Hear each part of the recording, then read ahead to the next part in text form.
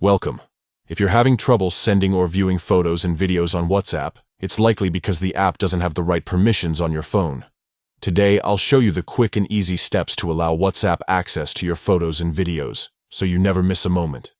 Let's get started. First, unlock your phone and open your device's settings. This is where you control all the permissions for your apps. Next, scroll down until you find the section called Apps, or it might be labeled App Management on some devices. Tap on it to see a list of all the apps installed on your phone. Now, look for WhatsApp in the list. If you have a lot of apps, you can use the search bar at the top to quickly find it. Once you spot WhatsApp, tap on it to open its settings. Inside the WhatsApp settings, you'll see an option called Permissions. Go ahead and tap on Permissions. This is where you decide what WhatsApp can access on your phone. Here, you'll find a list of different permissions like camera, contacts, and more. What we're looking for is photos and videos.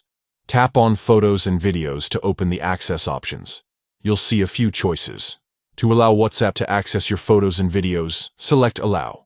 On some phones, you might see options like Allow only while using the app or Allow all the time. Choose the one that fits your needs best, but Allow is usually the recommended option for sharing and saving media without issues. That's it. You've now given WhatsApp permission to access your photos and videos. Go back to WhatsApp and try sending or viewing media again. It should work perfectly. If you ever want to change these settings, just repeat these steps and adjust the permissions as needed.